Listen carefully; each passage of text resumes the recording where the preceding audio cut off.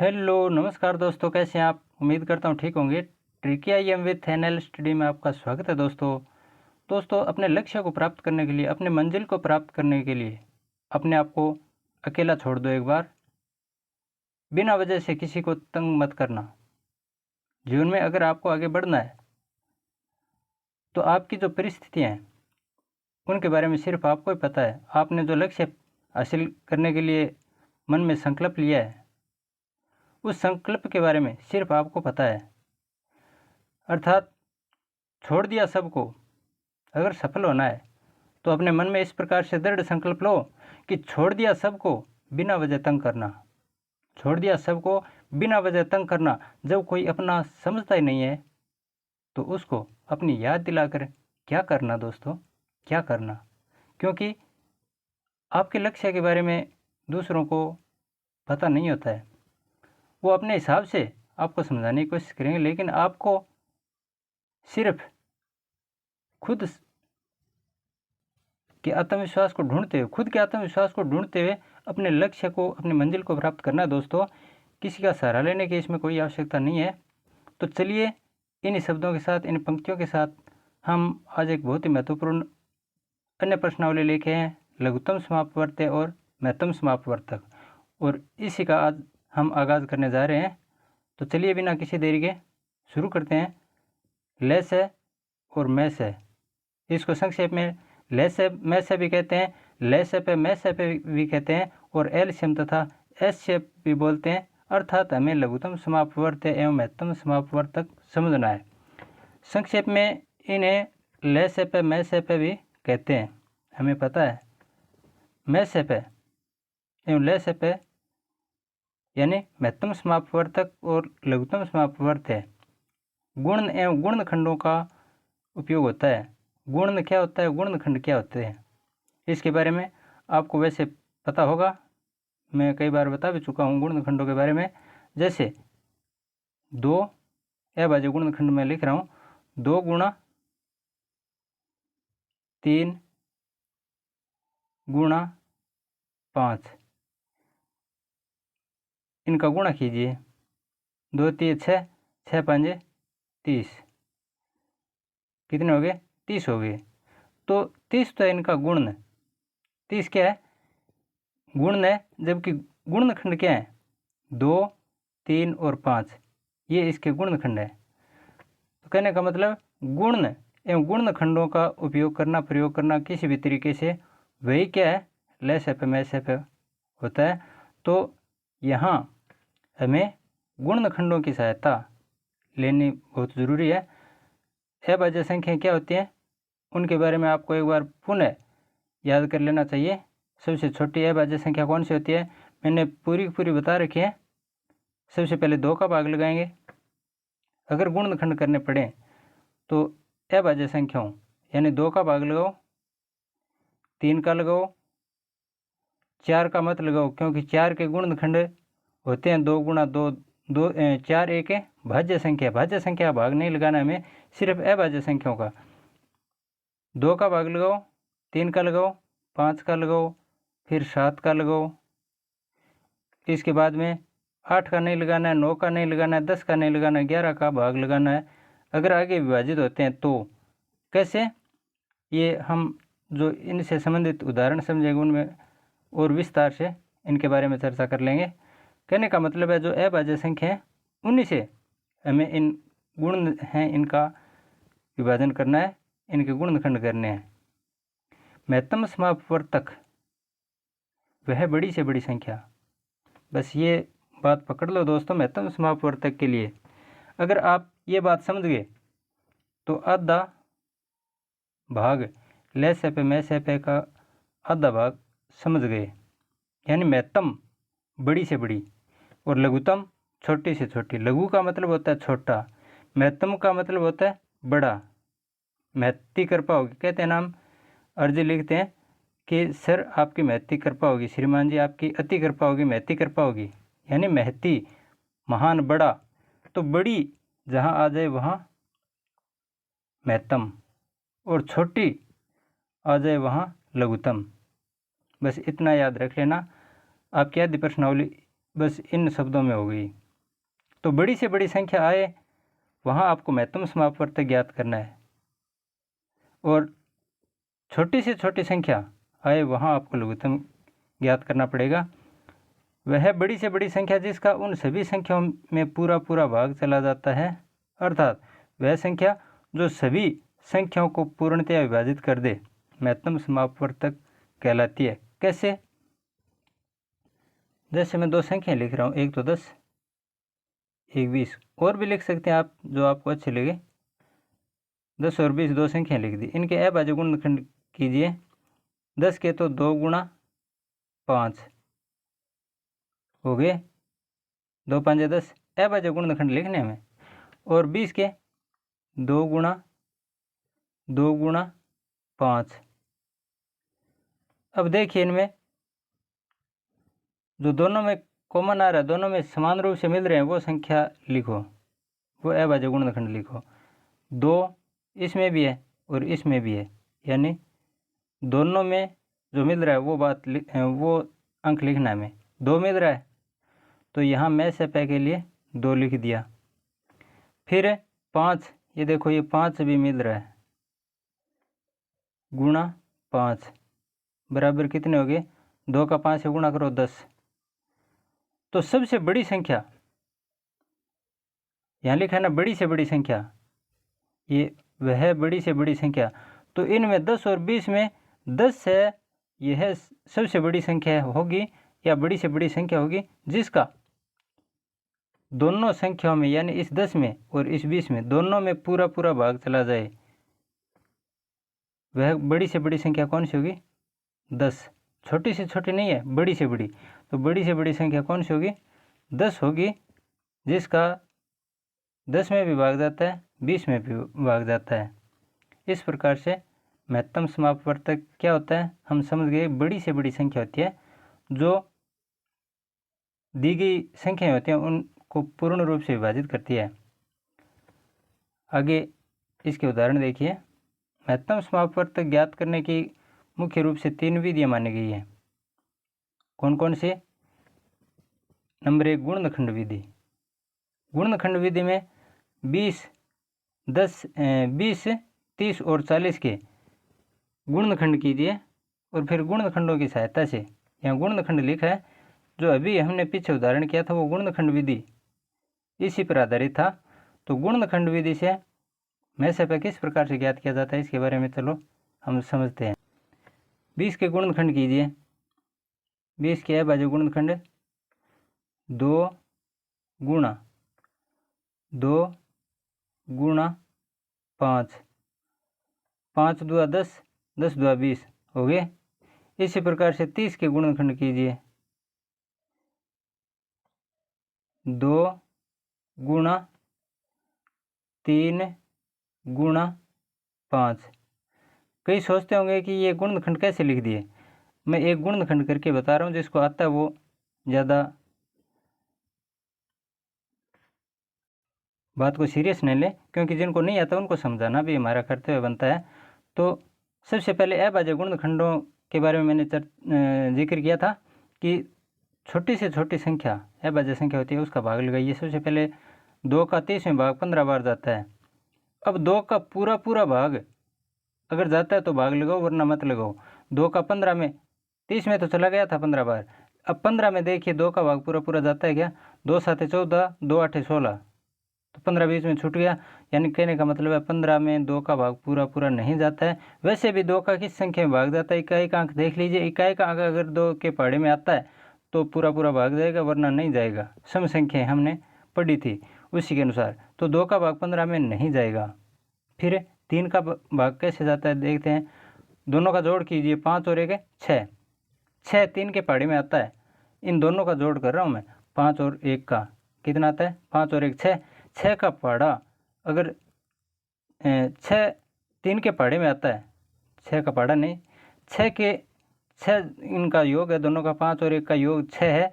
वो 6 3 के पहाड़े में अगर आता है तो 3 का भाग पूरा पूरा जाएगा। हमने भाजकता के नियम पढ़े थे, वहाँ आपको मैंने खूब अच्छे ढंग से समझा दिया था भाजकता के नियम किस प्रकार से भाग लगाया जाता है। तो 3 का भाग लगाते हैं, 3 2 6 आता है ना, 3 के पहाड़े में 6 आते हैं, तो 3 का भाग 15 में भी पूरा पूरा जाएगा, 3 5 15। अब देखिए 3 का भाग 5 में नहीं जाएगा, 2 का भाग 5 में नहीं जाएगा, फिर किसका जाएगा, 5 का भाग पूरा पूरा जाएगा, 5 1 का 5। इस प्रकार से एक जब आ जाता है वहाँ रुक जाओ। ये अभाज्य गुणनखंड है। अभाज्य मैंने शुरू में बोल दिया, गुणनखंड का मतलब अभाज्य गुणनखंड करने हमें। अब अभाज्य गुणनखंड कितने आ गए, 2 3 5, ये लिखे मैंने 2 3 5। इस प्रकार से अभाज्य गुणनखंड करते हैं। अब 40 का इसी प्रकार से 40 के अभाज्य गुणनखंड लिख दीजिए, 2 गुणा 2 गुणा 2 गुणा 5, इतने तो होते हैं। 5 2 10, 10 2 20, 20 2 40। अब देखिए हमें मैच सपे ज्ञात करना है, तो तीनों में अगर 3 संख्या है तो तीनों में मिलाइए, अगर 2 संख्या है तो 2 में मिलाइए, अगर 5 संख्या है तो 5 में मिलाइए। यहाँ 3 संख्या है, एक तो 20, एक 30, एक 40, और तीनों के गुणनखंड हमने आगे लिख दिए। अब इन गुणनखंडों में अगर एक जैसा गुणनखंड कोई मिल रहा है उसको लिखना है हमें मैच सपे में। तो सबसे पहले तो ये देखिए 2 मिल गया, फिर ये 2 इसमें तो है, इसमें भी है, लेकिन इसमें नहीं है, यानी 30 के अभाज्य गुणनखंड है, इसमें 2 नहीं मिल रहा, तो ये मैच सपे नहीं होगा, ये नहीं लिखना है हमें। जो तीनों में मिल रहा है वो लिखना है। अगर संख्या 2 होती तब दोनों मिल रहा होता वो लिखते, लेकिन अब 3 संख्या है तो तीनों में कौन कौन से मिल रहे हैं, 5 और 2, एक तो 2 मिल गया, गुणा एक क्या मिल गया, ये 5 5, तो लेस है बराबर 2 गुणा 5 बराबर, गुणा कर दो इनका, 5 2 10, ये उत्तर आएगा। इस प्रकार से गुणनखंड विधि द्वारा महत्तम समापवर्तक ज्ञात की, सॉरी ये लेस है लिख दिया मैंने, लेस है नहीं, है मैस है। क्या है ये, मैस है। मैस है कितना आ गया, महत्तम समापवर्तक, यानी बड़ी से बड़ी संख्या ज्ञात करनी है। बड़ी से बड़ी संख्या 10 है, जिसका 20 में भी भाग जाता है, 30 में भी जाता है, 40 में भी जाता है। 10 से बड़ी कोई ऐसी संख्या नहीं होगी जिसका इन तीनों में भाग जाए। 20 में और 40 में तो 20 का भाग चला जाता है, लेकिन 30 में नहीं जाता, तो बड़ी से बड़ी संख्या 10 है। अगला सवाल देखिए, भाग विधि होती है एक, उसमें 2 प्रकार हैं। भाग विधि के 2 प्रकार हैं, उसके अनुसार मैच सपे कैसे ज्ञात किया जाता है। हम फिलहाल लघुत्तम की तरफ नहीं बढ़े हैं, सिर्फ महत्तम समापवर्तक ज्ञात कर रहे हैं। इसमें भाग विधि के 2 प्रकार हैं।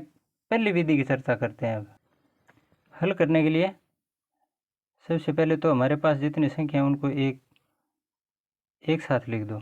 एक तो 20 है, एक 30 है और एक 40 है, लिख दिया। अब अभाज्य संख्या है उनका भाग लगाना है, लगाना एक बार 20 में, एक बार 30 में, एक बार 40 में, यानी एक साथ। जैसे सबसे छोटी संख्या अभाज्य संख्या 2 है, 2 का भाग देखिए तीनों में जाता है या नहीं जाता। 20 में 10 बार जाता है, 30 में 15 बार जाता है, 40 में 20 बार जाता है, पूरा पूरा चला गया। अगर एक भी संख्या में नहीं जाता तो वहाँ हमें नहीं लिखना है। इसमें 20 में 2 का भाग जाता है, 30 में जाता है, 40 में जाता है, इसलिए हमने 2 का भाग लगा दिया। अब आगे देखिए, 10 में 2 का भाग जाता है, 20 में 2 का भाग जाता है, लेकिन 15 में नहीं जाता, तो मैच सपे में हम नहीं लिखेंगे।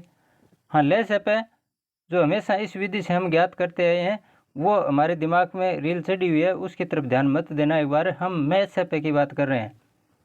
मैच सपे में अगर तीनों में भाग जाता है उसी संख्या का हम भाग लगाएंगे, वरना नहीं लगाएंगे। 2 का भाग इसमें तो जाता है, इसमें जाता है, लेकिन 15 में नहीं जाता, तो 2 का भाग मत लगाओ। ले सपे वाली बात अलग होती है। अब यहाँ 3 का भाग देखिए, 3 का भाग 15 में जाता है, 10 में नहीं जाता, तो मत लगाओ। 2 के बाद अभाज्य संख्या कौन सी? 3। 3 के बाद 5। 5 का देखिए 10 में जाता है, 15 में जाता है, 20 में जाता है। कहने का मतलब तीनों संख्या में 5 का भाग पूरा पूरा जाता है, तो उसका भाग लगा दो। 5 का भाग 10 में कितनी बार गया? 2 बार। 15 में 3 बार और 20 में 4 बार। अब हमें पता है हमने 2 का भाग लगाया और 5 का भाग लगाया। ये सारी की सारी संख्याएं जो बची हैं 2, 3, 4, ये 5 से छोटी हैं, तो इसका मतलब ये हुआ कि अब 5 के बाद की कोई भी संख्या ऐसी नहीं है जिसका भाग इनमें पूरा पूरा चला जाए समान रूप से। तो हमारा ये महत्तम समापवर्तक वाला कॉन्सेप्ट पूरा हो गया। अर्थात में से क्या आया? में से पे इसका ये जो गुणनखंड लिखे हैं हमने, इनका गुणा कर दीजिए। में से पे बराबर है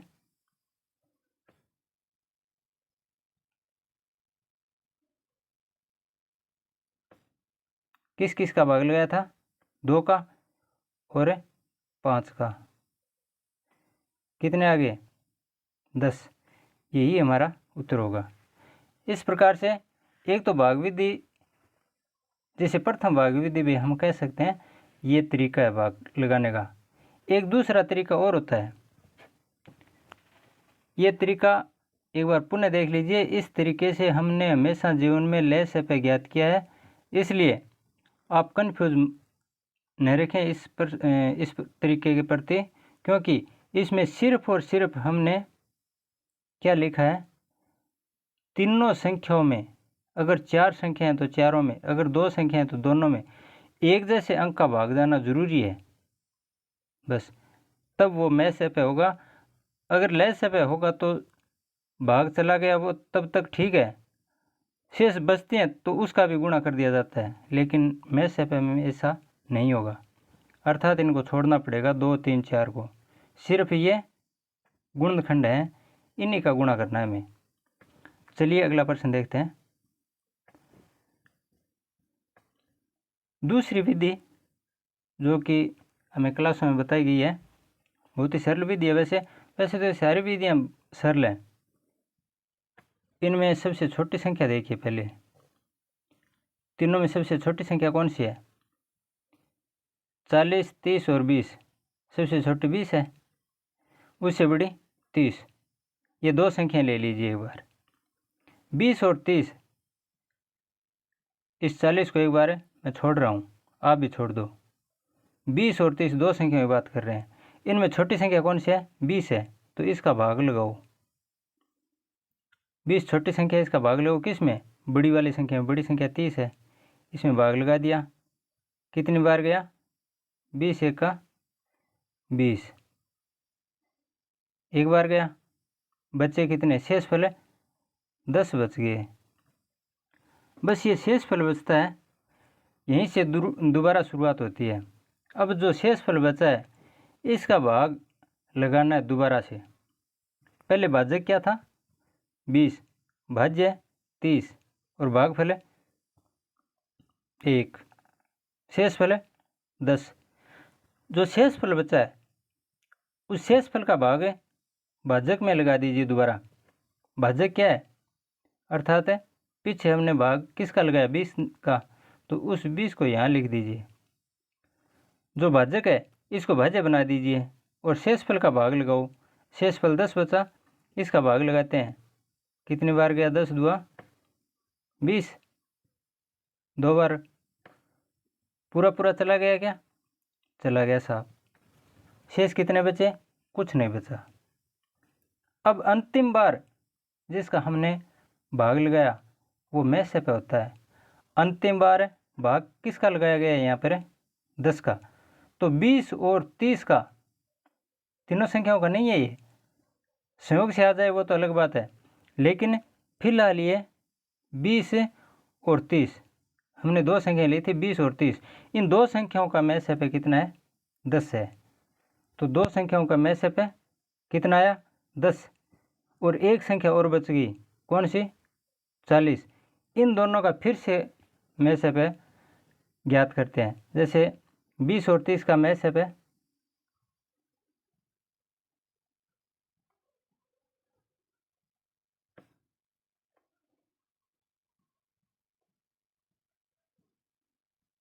10 आ गया, ये 10 पकड़ो। अब एक तो 10 है और दूसरी संख्या 40, इनका मैसेप ज्ञात करो। इनका मैसेप ज्ञात करने के लिए ये बड़ी संख्या 40 है, इसमें भाग लगाओ किसका, छोटी संख्या 10 है, 10 का। 10 का भाग 40 में कितनी बार जाता है, 4 बार। पूरा पूरा चला गया, बस रुक जाओ। 40 में 10 का भाग 4 बार गया ना। अब अंतिम बार देखो भाग किसका लगाया हमने, यानी लास्ट बार भाग जिस संख्या लगाते हैं वो मैसे पे होता है। 10 का भाग लगाया, पहले भी 10 आया था और अब 40 साथ में ले लिया तो भी 10 है। तो कहने का मतलब हमारा मैसे पे कितना आ गया, मैस है बराबर 10 आ गया। कितना, 10। 20 है 30 और 40 का मैसे पे कितना आया, 10। उम्मीद करता हूँ समझ गए होंगे। अगला प्रश्न देखिए, लैसे से संबंधित है। लघुत्तम समापवर्त है। मैंने बोला था ना शुरू में, लघु का मतलब छोटा, महत्तम का मतलब बड़ा, महती यानी बड़ी कृपा होगी, महत्तम बड़ा, लघु छोटा। तो छोटी से छोटी संख्या जहाँ भी आए प्रश्न में आप तुरंत समझ जाना कि ये लघुत्तम समापवर्त्य के बारे में पूछ रहे हैं। कई बार प्रश्न को समझने में कठिनाई आ जाती है हमारे, हमें लघुत्तम निकालना आता है, महत्तम निकालना आता है, लेकिन प्रश्न में पूछा क्या है वो समस्या आ जाती है कई बार। तो ये ध्यान रखना, छोटी से छोटी संख्या जहाँ भी पूछे वो लघुत्तम होता है। हाँ, अपवाद स्वरूप कोई 1-2 प्रश्न होते हैं वो मैं अलग से आपको समझा दूंगा, चिंता करने की आवश्यकता नहीं है। तो छोटी से छोटी संख्या जिसमें उन सभी संख्याओं का पूरा पूरा भाग चला जाता है, अर्थात हम इसे संख्याओं के गुणनखंड का गुण भी कह सकते हैं। ये छोड़ दीजिए, हम इसे यानी लघुत्तम समापवर्त्य को संख्याओं के गुणनखंड, जो भी गुणनखंड होते हैं उनका गुणनफल भी कहते हैं, उनका गुण भी, यानी गुणा कर दीजिए उनको। अभाज्य गुणनखंड हमने जितने भी लिखे उनका गुणा कर दीजिए, वो सारा का सारा क्या आएगा, लघुत्तम समापवर्त्य आएगा। तो छोटी से छोटी संख्या का मतलब है तीनों का, पहले तो अभाज्य गुणनखंड ज्ञात करें तीनों के, और फिर उनका जो गुणनफल है, ये गुण है ना, उस गुणनफल को ही हम लघुत्तम समापवर्त्य कहते हैं। लेकिन वो अभाज्य गुणनखंड होते कौन कौन से हैं, हम सबसे पहले इस गुणनखंड विधि के द्वारा उनके बारे में चर्चा करते हैं। हमने पीछे ये समझ लिया था महत्तम में वही है, कोई अलग नहीं है। 20, 30, 40 इनके अभाज्य गुणनखंड ज्ञात कीजिए। सबसे पहले हमने पीछे किए थे ना, वही इनके गुणनखंड करते हैं। सबसे पहले 20 के गुणनखंड, एक तो संख्या 20 है, 20 के 2 गुणा 5, 5 2 10, 10 2 20, एक 30 था ना, 30 के 2 गुणा 3 गुणा 5, 5 3 15 2 30, एक 40 है, 40 के अभाज्य गुणनखंड लिख दो, 2 गुणा 2 गुणा 2 गुणा 5 लिख दिए।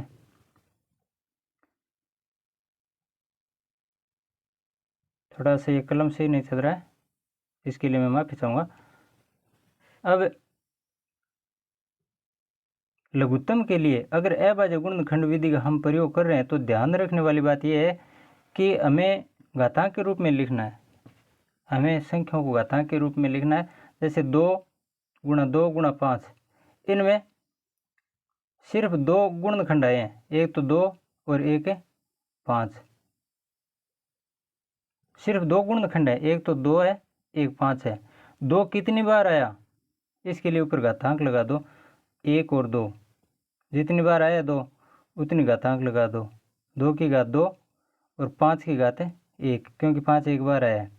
इसी प्रकार इसमें देखिए 2 कितनी बार आया, एक बार, गुणा 3 कितनी बार आया, एक बार, गुणा 5 कितनी बार आया, एक बार। अब यहाँ 40 के गुणनखंड 2 कितनी बार आया, 3 बार, 1 2 3, 3 बार आया तो घातांक 3 गुणा 5 कितनी बार है? एक बार। अब जितने भी गुणनखंड हैं उनको एक साथ लिखते हैं। अब मैं थोड़ा सा आपको यहाँ बताने की कोशिश करूँगा। जैसे 2 2 2, ये 2 आया, एक गुणनखंड क्या आया है? 2। और क्या आया है? 3 है, 3 लिख दिया। और ध्यान से देखिए कौन सा गुणनखंड है? 5 है। एक गुणनखंड तो 2 आ गया, एक 3 आ गया, एक 5। इसके अलावा और कोई आया है क्या? नहीं आया। चाहे किसी भी संख्या में हो, जितने गुणनखंड है वो सारे के सारे लिख देते हैं। अब इनकी बड़ी से बड़ी घात, लघुत्तम ज्ञात कर रहे हैं हमें, तो बड़ी से बड़ी घात देखिए, 2 की बड़ी से बड़ी घात कौन सी है? यहाँ 2, यहाँ 1, यहाँ 3, तो ये 3 है बड़ी से बड़ी घात। ये घातांक लगा दो 3, 2 की घात 3। फिर 3 की घात देखिए सिर्फ एक बार है, 1। और 5 की यहाँ 1, यहाँ 1, यहाँ भी 1। कहने का मतलब है अब 2 को 3 बार लिखना है। 2 गुणा 2 गुणा 2, 3 बार लिख दिया। ये घातांक 3 थी ना, इसलिए जितनी घातांक होती हैं उतनी बार लिखेंगे। गुणा 3 की घात 1 है तो एक बार लिख दिया, गुणा 5 की घात 1 है तो एक बार लिख दिया। अब इनका गुणा कर दो। 5 दिए 15, 15 दुआ 30, 30 दुआ 60, 60 दुआ 120। ये लेस से आ गया। 5 दिए 15, 15 दुआ 30, 30 दुआ 60, 60 दुआ 120। कितना आया? 120 लघुत्तम आ गया। ये गुणनखंड विधि के द्वारा हमने हल किया दोस्तों। फिर आती है भाग विधि। भाग विधि के आधार पर हमने में से ज्ञात किया था ना। भाग विधि में जैसा कि हम शुरू की क्लासों से बहुत पुराने समय से पढ़ते आ रहे हैं, वही तरीका है। और ये तरीका है, इसी के आधार पर हम ले से ज्ञात करते हैं हमेशा। ये तरीका आज एक बार पुनः रिवाइज कर लेते हैं, हमें याद है या नहीं, थोड़ी प्रैक्टिस कर लेते हैं अपने।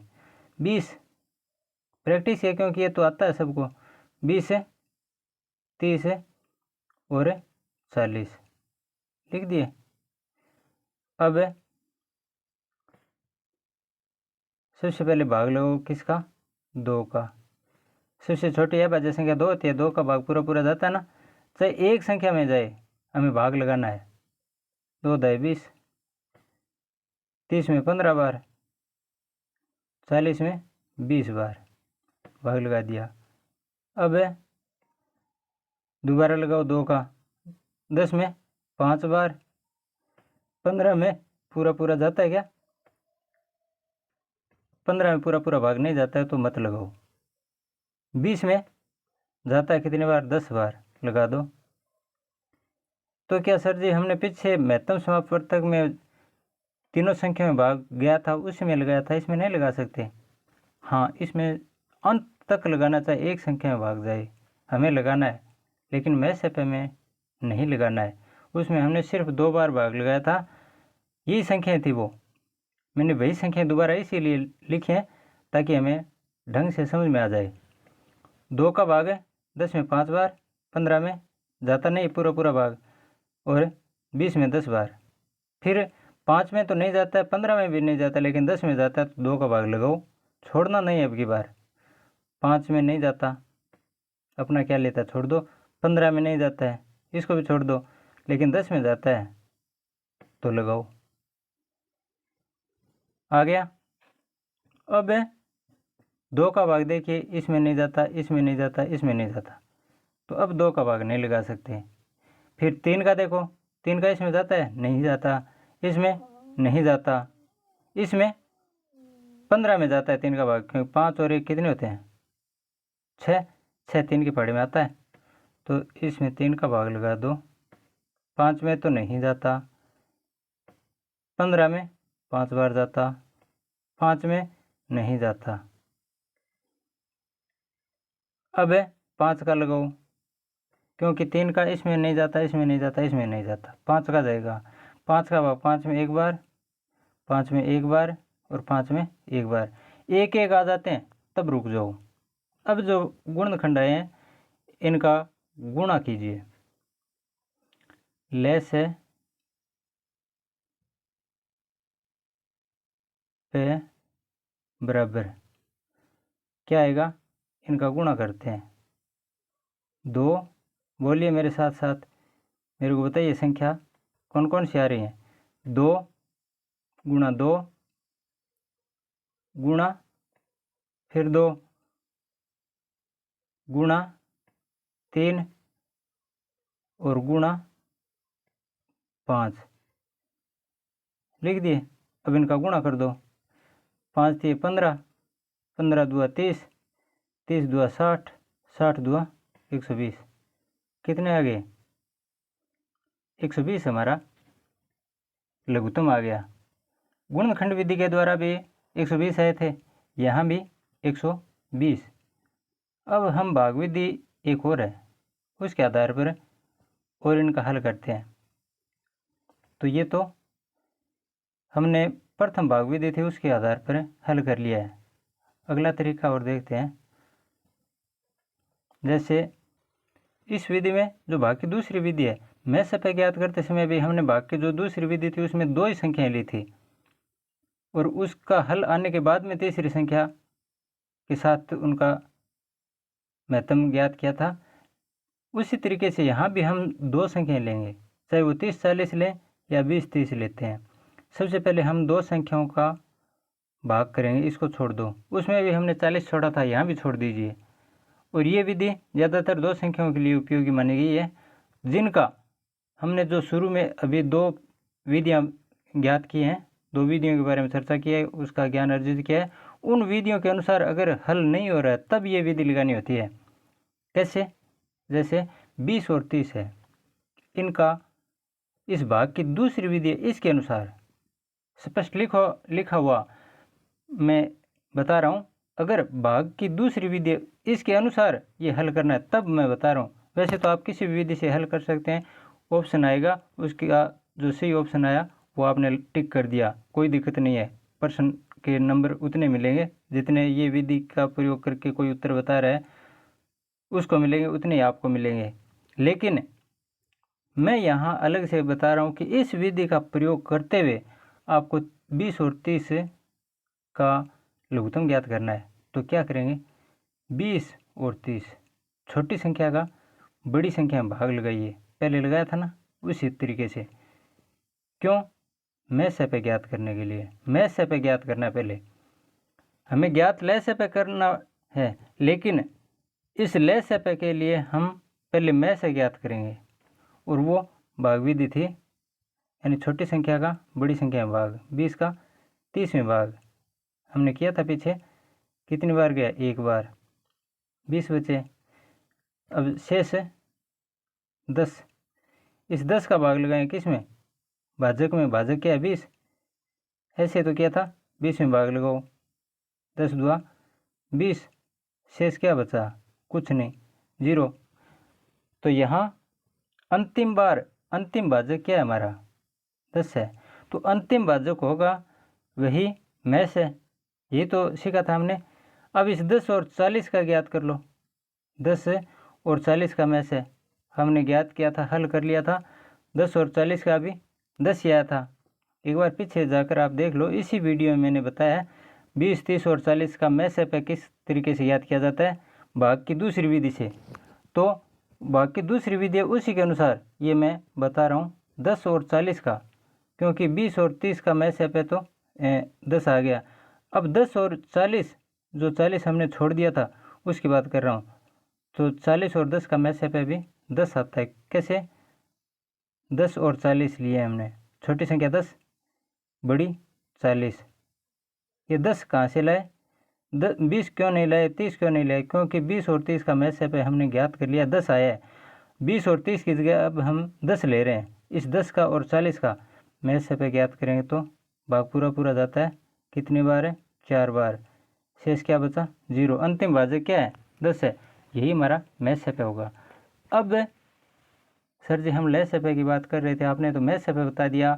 हाँ बता दिया दोस्तों, ये मैं से पे क्यों बता दिया, क्योंकि एक सूत्र बहुत ही महत्वपूर्ण सूत्र है, कक्षा 7 में भी आपने खूब अच्छे ढंग से पढ़ा था, और अगर याद नहीं रहा तो आज मैं रिवाइजन करवा देता हूँ, उसको दोबारा याद दिला देता हूँ आपको कि ले से पे गुणा मैं से पे बराबर पहली संख्या और दूसरी संख्या, ये सूत्र होता है। पहली संख्या, दो संख्या है हमारे पास कोई भी, जैसे 10 40 है, 10 और 40, यहाँ दो संख्याएं, 20 और 30, यहाँ भी दो संख्याएं थी। अब मैं 20 और 30 इनका ले से पे ज्ञात कर रहा हूँ, फिर 10 और 40 का ज्ञात कर लेंगे, लेकिन दो संख्याओं का, सिर्फ दो संख्याओं का ले से पे ज्ञात करना है हमें। एक बार 40 को छोड़ दो, ऐसा मैंने शुरू में बोल दिया था। तो 20 और 30 ये 10 से 40, 10 और 40 वाला मैं एक बार छोड़ रहा हूँ। पहली संख्या, प्रथम संख्या गुणा दूसरी संख्या, दो संख्या हैं, द्वितीय संख्या बराबर क्या होता है, दोनों संख्याओं का ले से गुणा में से।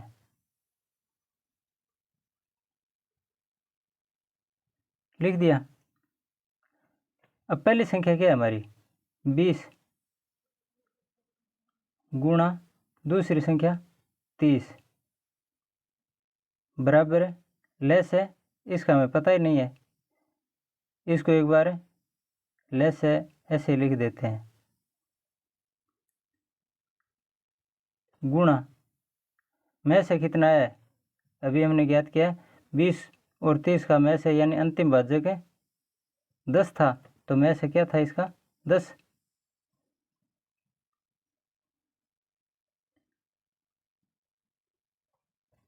में से की जगह यहाँ 10 लिख देते हैं। 20 और 30, पहली संख्या 20 गुणा दूसरी संख्या 30 बराबर ले से हमें ज्ञात करना है, तो ले से गुणा 10 है, लिख दिया।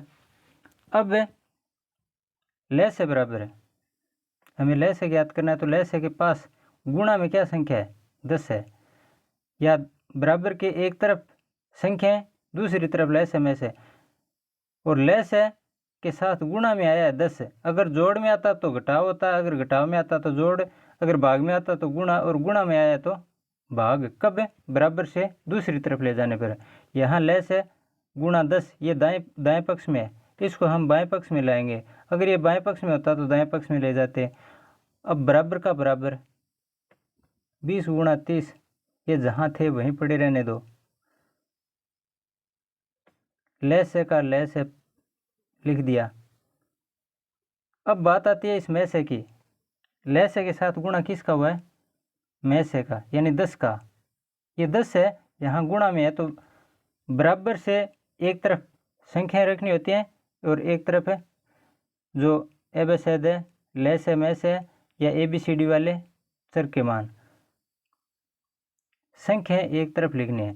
तो 10 को जब बाईं तरफ लाएंगे, इस साइड में लाएंगे, तो ये भाग के रूप में लिखा जाएगा, यानी बट्टा, सॉरी 2 नहीं है, ये 10 है, बटे 10 लिख दिए। अब भाग जाता है क्या, 0 से 0 कट गया, ऊपर क्या बचा 2 गुणा 30, तो ले से बराबर है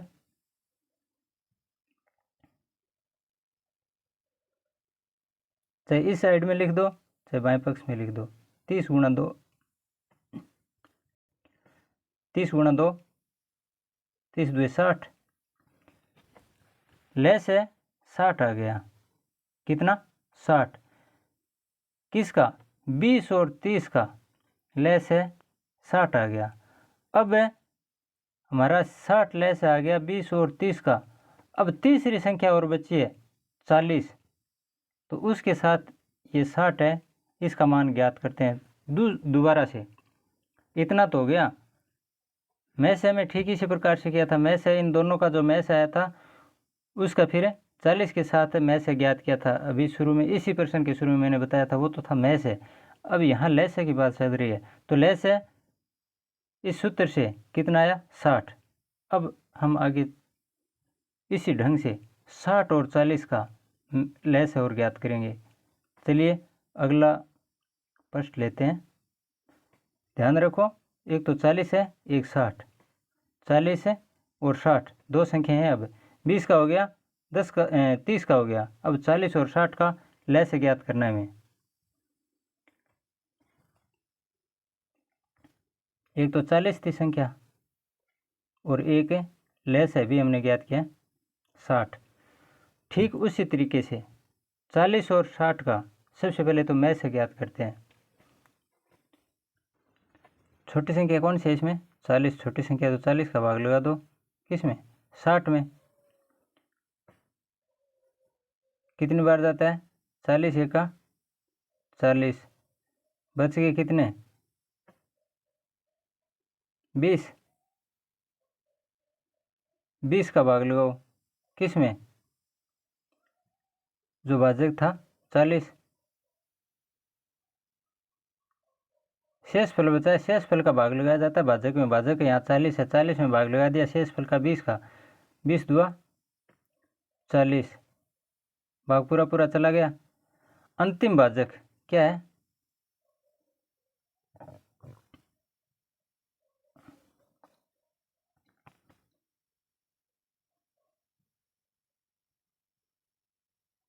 अंतिम भाजक यानी अंतिम बार किसका भाग लगा? 20 का। 20 है तो यही हमारा मैस होगा। मैस है कितना? 20। अब वो सूत्र लगाते हैं दोबारा से। पहली संख्या गुणा दूसरी संख्या, या मैस है गुणा लैस है, ऐसे लिख दो चाहे। मैस है गुणा लैस है बराबर है पहली संख्या गुणा दूसरी संख्या। ये संख्या है पहली संख्या गुणा दूसरी संख्या। मैस है कितना है? अंतिम भाजक 20 था तो मैस है की जगह 20, गुणा की जगह गुणा, लैस है की जगह लैस है, बराबर का बराबर। पहली संख्या क्या है? पहली संख्या 40 है तो ये 40 लिख दिया, गुणा की जगह गुणा। दूसरी संख्या क्या है? 60, ये 60 लिख दिया। अब लैस से ज्ञात करना है तो बराबर के दूसरी साइड 40 और 60 है, ये 20 है, ये भी एक संख्यात्मक मान है यानी संख्या है। इसको दूसरी तरफ ले जाएंगे, दाएं पक्ष में ले जाएंगे। फिलहाल ये बाएं पक्ष में पड़ा है, 20 बाएं पक्ष में, लैस है भी बाएं पक्ष में है। जबकि 40 और 60 दोनों संख्या हैं, ये दाएं पक्ष में, तो इस 20 को भी दाएं पक्ष में ले जाते हैं क्योंकि ये संख्या है।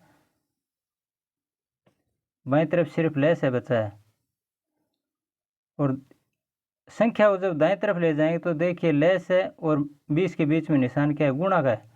तो आगे जाने पर ये भाग हो जाएगा यानी 40 गुणा 60।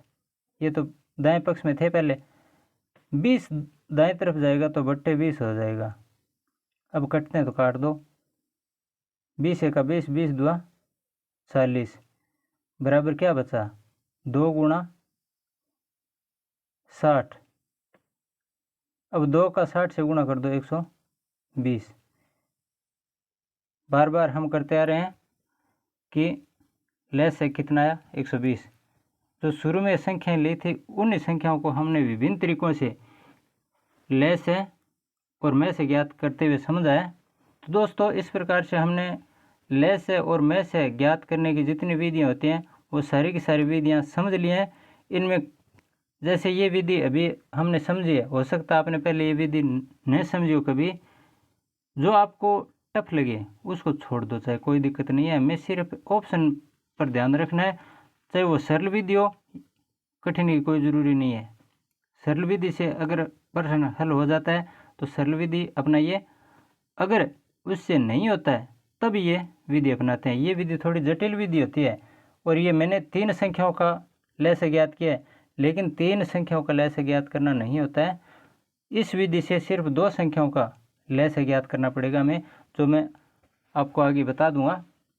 इनसे संबंधित कुछ अन्य महत्वपूर्ण प्रश्न भी मैं अगले वीडियो में लेके आऊँगा, जिनसे ये पूरी की पूरी संख्या हैं वे आराम से समझ में आ जाएंगी। इनका लय से कैसे होता है, मैं से कैसे होता है। वैसे तो सारा का सारा कॉन्सेप्ट हमने समझ लिया है, लेकिन जो परीक्षा में प्रश्न उठाते हैं वो कई बार समझ में नहीं आते हमारे, तो उनको समझने के लिए हमें कुछ उदाहरण, कुछ प्रश्न MCQ हल करने आवश्यक होते हैं दोस्तों, और वो हम अगले वीडियो में करेंगे।